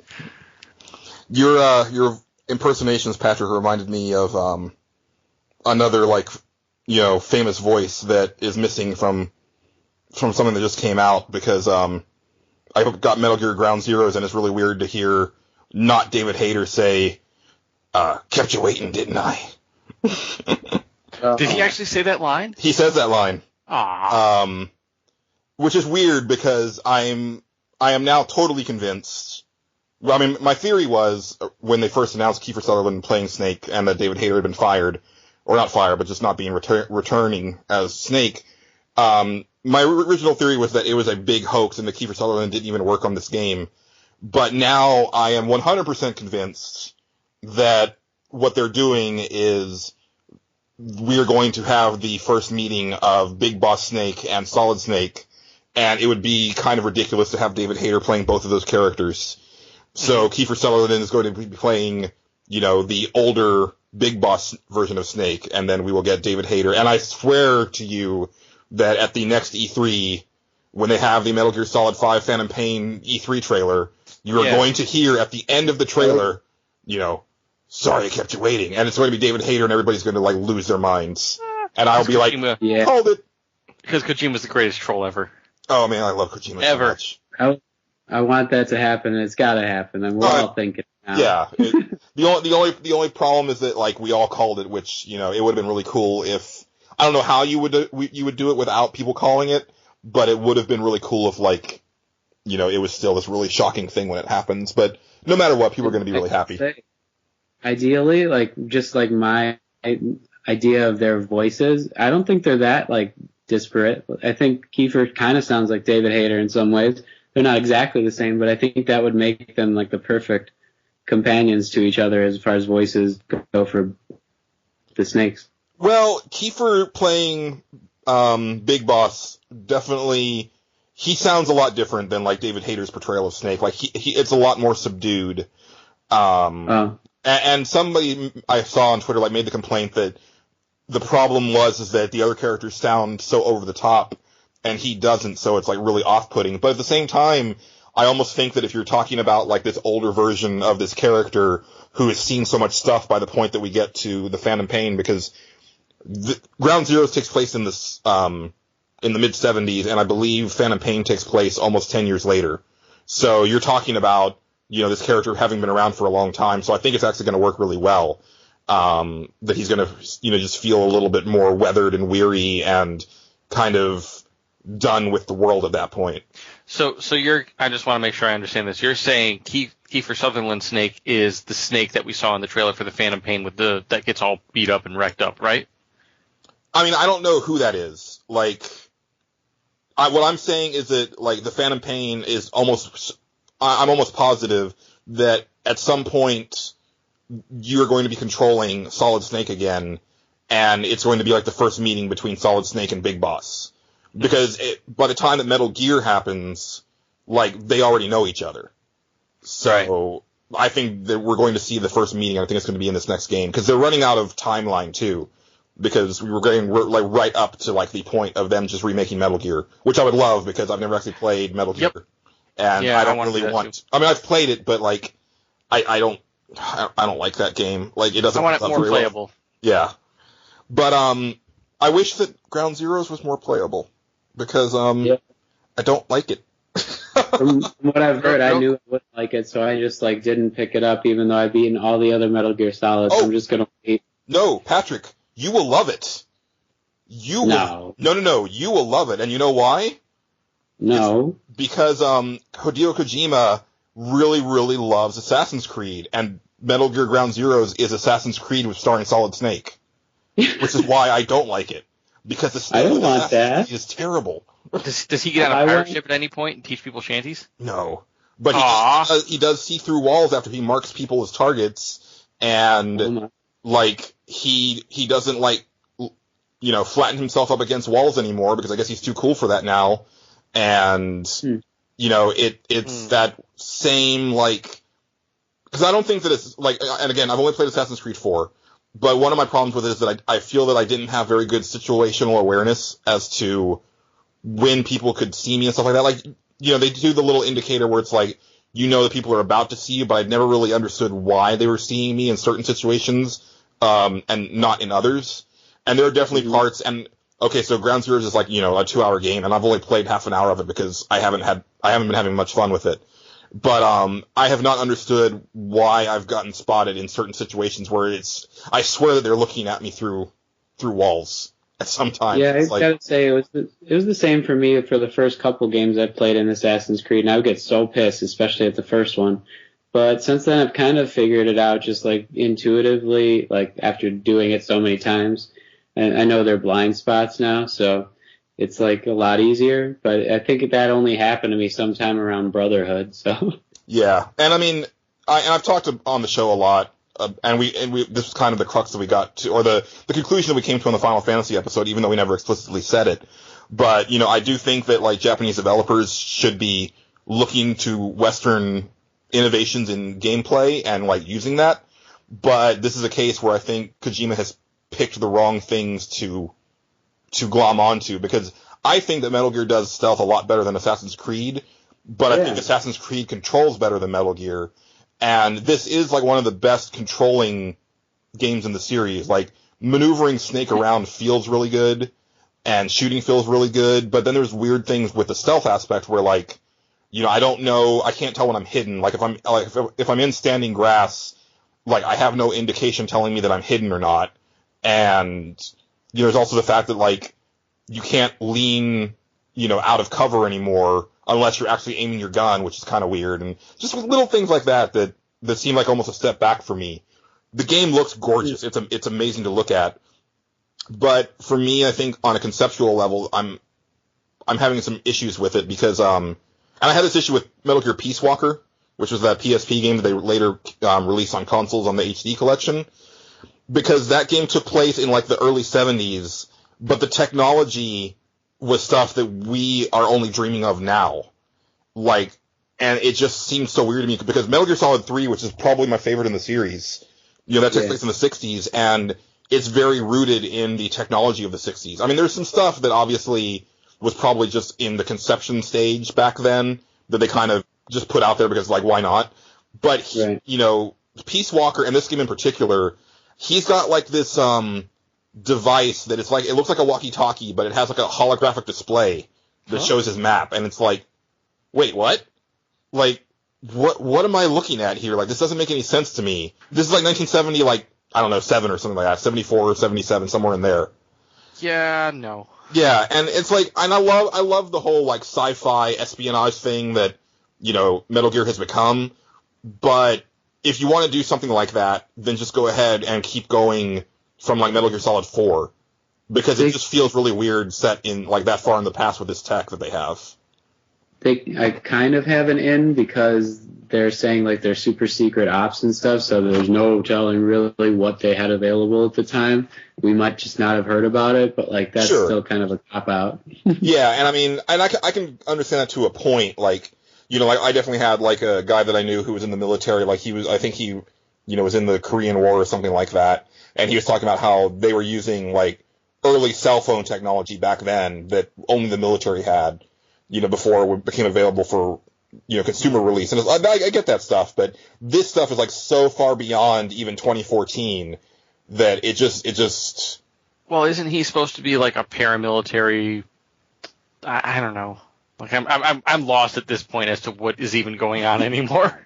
Well, this is the part where like Big Boss is kind of like, he's left the United States military, and he's kind of like struck up on his own. And yeah, he kind of has this he's trying to build this nation, like his country of his own, but it's also basically a paramilitary group that they're guns for hire.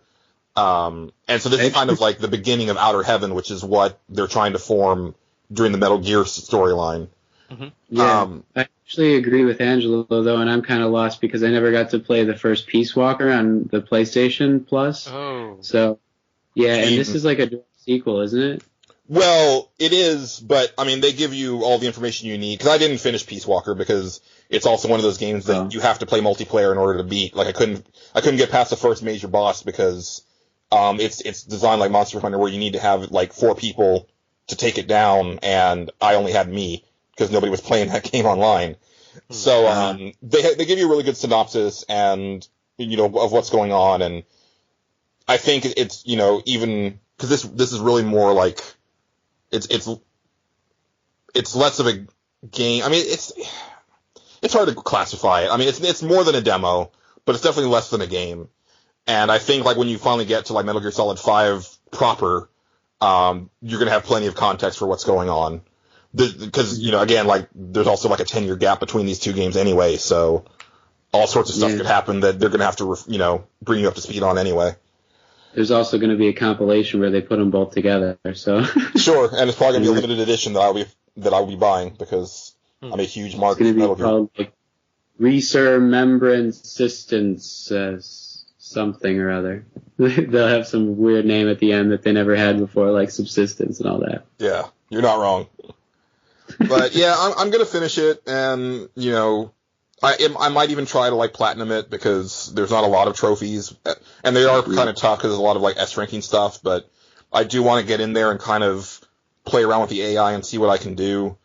I don't know. It's just it feels so Assassin's Creed, and that's not thrilling me at this moment. How about those extra missions that open up after the game that they've been talking about? It's sort of like, I've been hearing the other journalists from big media outlets say it after the fact, like, oh, there's this.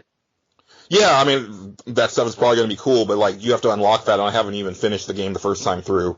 So, because like I said, I've only played half an hour of this 2-hour game because I was not enjoying myself. I also feel in this one that it seems harder to hide once you get spotted. Like, I didn't really see, like, a lot of places in the environment where I could actually, like, break away from the guards. And I don't know, if you're going to go with the whole crazy holographic display and stuff like that, like, I don't know why you can't just go ahead and give me the radar so that I can, like, see the cones of vision.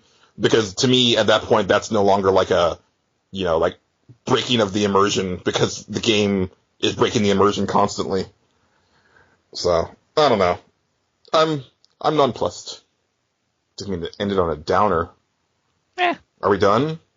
Nah. I mean, You've been wanting to talk comics for, like, ages, Patrick. yeah, but I've, like, forgot about all the things I wanted to say. Okay. I will say something real quick about Kojima, though. Sure. For it just cracks me up that he has the media so wrapped around his finger, and I mean Does he though? I don't think he does. I think he does. I think like all this, he's taking all their like vitriol and riding it all the way to the bank, man. Like, okay. He knows exactly what he's doing. I thought you meant as far as like that they love everything he does, because I feel that like. Oh no. Okay. Oh no, they don't. But he's still taking full advantage of them. Like he knows exactly what he's doing here, and it's just, I don't know. Everybody that's trying to do whatever they're trying to do with whatever they're trying to do is just kind of like almost playing right into his hands, I think. Oh, I mean, that's one of the things that I love about Kojima, is that I think he has a really amazing sense of humor, and he loves to play with his fans because he knows how rabid they are, and he loves twisting them and messing with them. And, you know, he's one of those few video game creators where I feel that you can hear his voice in like very specific places, including like straight up characters in his games. I mean, Paramedic in Metal Gear Solid 3 is basically Kojima, because she's this huge movie buff, and every time that you go to talk to her, she gives you all this information about cinema, because he's a huge movie buff too. So I really love and admire that stuff. And, you know, again, like I would have loved it actually if like Kiefer Sutherland had not provided line one for this game and it turned out to be David Hayter all the time or all along, because that would just be so Kojima. And I personally love that stuff. That's actually a reason why I'm not purchasing the game, though, because I heard him specifically say he wasn't planning on this being a standalone game at all. So I was like, well, that's not how you wanted people to see it. That's not how I'm going to see it. I don't know how you can say that, though, because it was announced as a standalone game. Like, when it first showed Ground Zeroes, it was this. And then the Phantom Pain thing was, you know, that big mystery thing that, yeah, again, he was having a lot of fun with that. But, and then there was that confusion over well, is Ground Zeroes Phantom Pain and vice versa? And they're like, no, it's two games. And it's like, okay, well, you know, because I think even back then they had said that, like, you know, they had talked about Metal Gear Solid 5. They hadn't actually announced it, but they said that, you know, Ground Zeroes was going to be a prologue. So, yeah, but this is more recent. This is like in an interview with him 2 weeks ago. Well, but I'm just saying, I don't know how, unless, like, he's talking about, like, from, like, day one, because, I mean, the way that the game was pitched was exactly this. So, I mean, the only thing that wasn't pitched was that it's, you know, a hella short game. But, yeah, we'll see. I might have some more. I wanted to finish it before we recorded, but I have no time anymore. And Final Fantasy's actually been taking up what little I do, because it's really good. I still like it a lot, but I'm not going to talk about that here because backlogs. Right. Well, as long as you mentioned comics, though, Julian, I could talk about it a little bit. I was just thinking some number ones I liked recently. I don't think I've talked about yet. Loki, number 1. Moon Knight, number 1. Batman, Joker's Daughter, number 1. I read that. Well, one. That was pretty. That was interesting. What is that? You want to take that, Patrick? Yeah, it's sort of just like this misfit chick who's had the perfect life and doesn't want it. She sort of rebels against her parents and stuff, and she goes down to the depths of Gotham and is looking for any type of sign that the Joker likes her, and she's like maniacally talking to herself in a sewer for most of it, and this is how we get introduced to her character, and then somehow she finds the sign. Well, I don't know if I give it away, but well, I guess to be more specific, like, I don't think she has her fixation on the Joker initially. It's not until she actually finds his discarded face, and then that's kind of what puts her down this crazy path of, like, wanting to be seen by him and you know, live up to him and, you know, have him be the father that she never had. And because if you didn't know, like, Joker had his face removed in the New 52 surgically, and then when he finally made his first appearance during the big death of the family storyline, he reclaimed his face and was just wearing it as a mask over his, like, fleshy, you know, faceless. Yeah. Sounds one of the nastiest fantastic. images I've seen in comics, man. Yeah, and so Joker's daughter, as she's calling herself, found it in a sewer, and so now she's wearing it. And the yeah. What? Like, Yeah. you just find a random dude's face, like a meat face, and you Yeah. strap it to your face? Yeah, she's She got problems. she's got It's all problems. white now. And then she's thinking about how she might get infected and stuff, but then she just doesn't care. Yeah. She starts screaming maniacally. I just hope they can come up with a better name for her than Joker's daughter, because that's just silly. But the character I find interesting, so... Have they given her an actual name yet? No, that's what they call her so far, is Joker. Okay, so there might be a twist as to her identity. Dun, dun, dun. Well, I mean, this origin story is sort of like, it kind of gives a nod to the Killing Joke story, where Oh. you get, like, 4 different possible versions of how she grew up, and it's kind of like, you know, it's the same thing, like, at the end of Killing Joke, like, you see what you think is the origin of the Joker, and then he says that he's always liked his backstory to be multiple choice. And so then it leads you, it puts doubt on what you've been reading, because it could have just been a figment of his imagination. So, it's interesting stuff. I actually just got back into my comics, because I guess, I hadn't gone in so long that they actually pulled my subscription file from my comic book store and took me out of the system. So I had to go back and rebuild my file, but, I'm still enjoying, you know, the Snyder and Capullo Batman, even though I'm not digging this 0 year arc, and I think it's going way too long, but holy crap, Bluebird. Yeah, I don't know why in the middle of the arc, though, they just started doing Gothtopia or whatever. Like, they just totally shafted the 0 year arc when it was kind of getting good for like 3 months or something. Well, but and then also the 0 year stuff messed up other comics too, because Catwoman, which I finally dropped because I just couldn't take it anymore, those first 12 issues are amazing, and you should buy those first 2 trades, but after that it just goes downhill fast. But, like, this really long, boring, dragged out storyline was paused because there was a 0 year tie-in, and it was like, oh, so I still haven't wrapped up this stupid storyline that I didn't care about. That's great. Yeah, but some storylines that wrapped up, like Batman Arc or Forever Evil Arkham War, ended up pretty amazingly, because there's a humongous battle with Bane and a bunch of other Bane synthesized druggies that Scarecrow kind of gives them the toxin in the air without them knowing it, so all the other criminals turn into Bane-like substances for a while, but there's nothing that can beat, you know, the original. Right.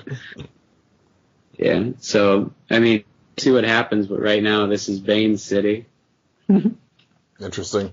Yeah, the Forever Evil stuff, I decided to just wait for the trade, because I only had the first couple issues anyway, and they're also super far behind, because I think they're like 2 or 3 issues behind now, so I'm just going to wait and read it collected. Well, I already have number 6, and that came out like 3 weeks ago, so it's either the last one's out or it has been delayed. I think that's what it is. I think 7 got delayed until like May. Uh-huh. It's been delayed Everything like else twice. Yeah, they've been having some problems. The comic book podcast I listened to was talking about it, that it's just been really hard for that, for whatever reason, they've been like really hard pressed to get that book out in a timely fashion. They probably don't know if they want to kill Nightwing or not. I hope they know, because they should have had it planned out before. Yeah, I bet there's like some people who are like finally voicing opinions who didn't want to say anything or something like that.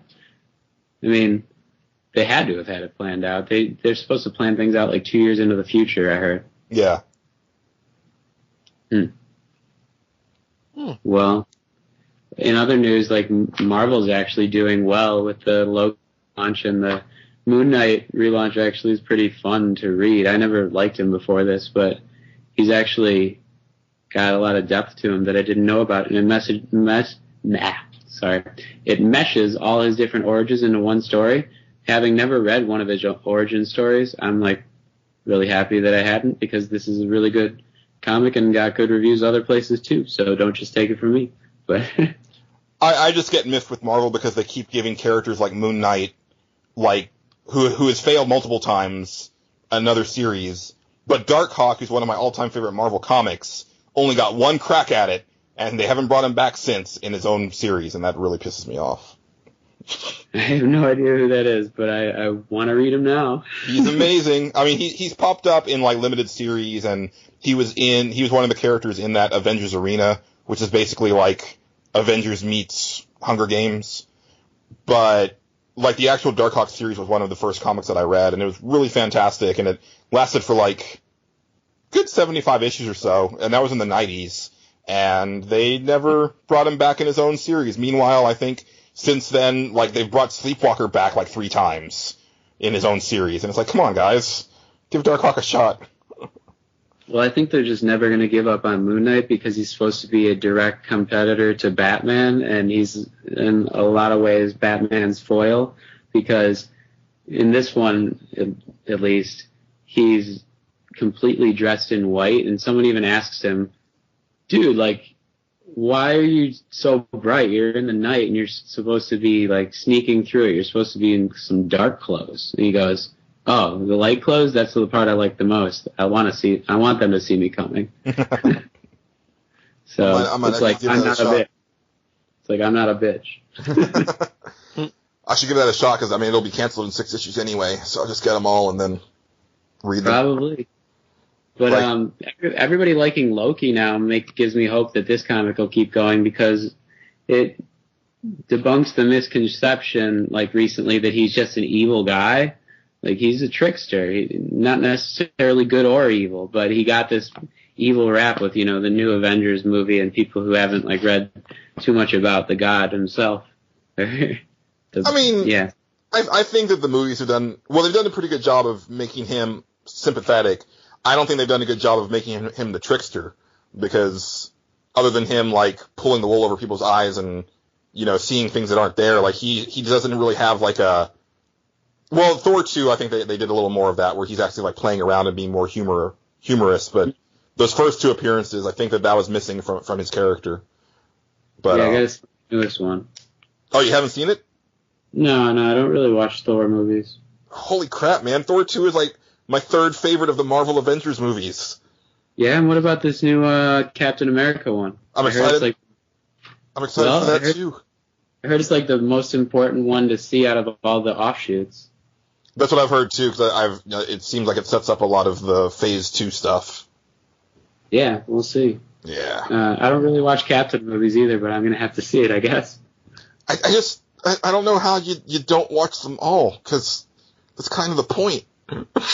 And then the Marvel one-shot movie on the Thor 2 Blu-ray totally makes me want Iron Man 4, because as an Iron Man comic book fan who was a little miffed at the way that the Mandarin was portrayed in Iron Man 3, I'm so excited with what they, like, hinted at in that little one-shot. It's so good!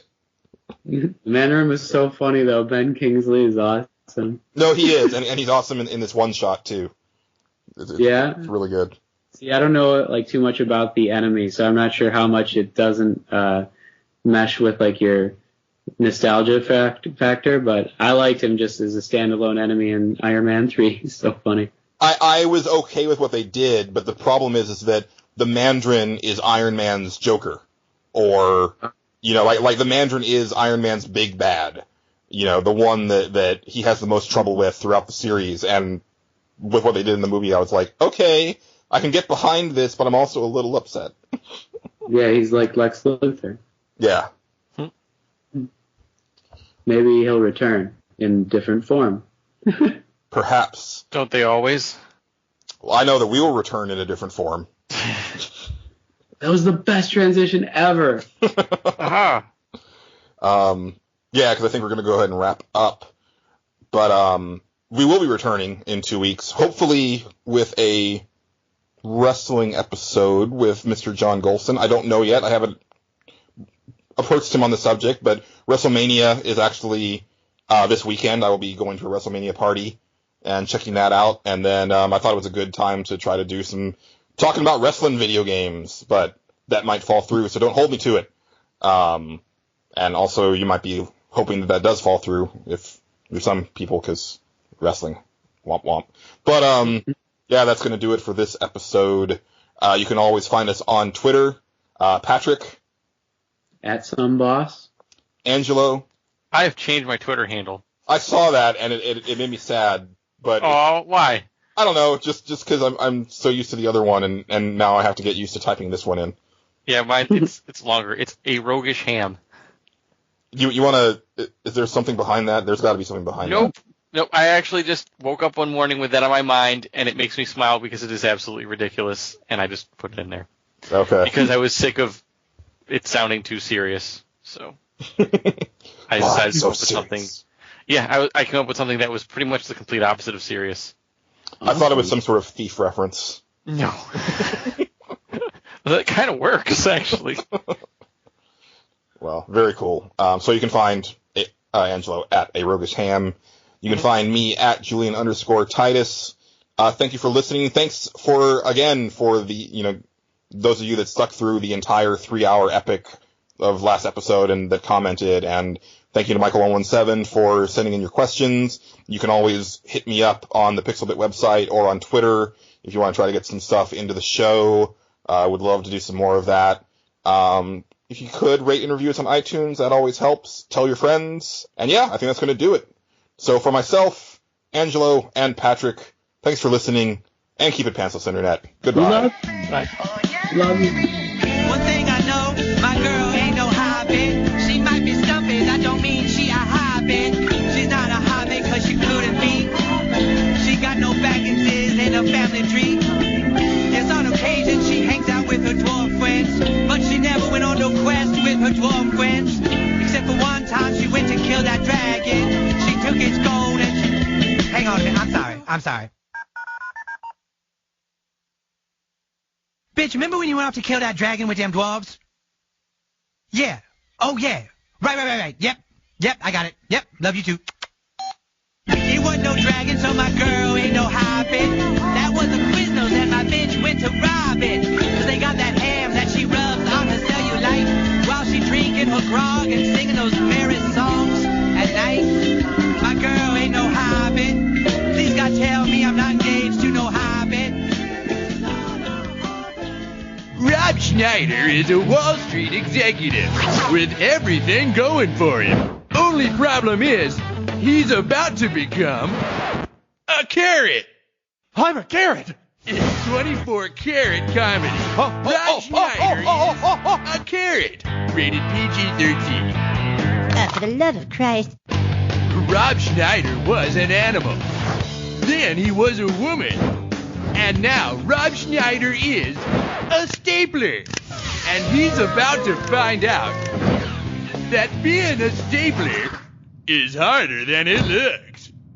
Rob Schneider is the stapler. Rated PG-13. Rob Schneider derp-de-derp.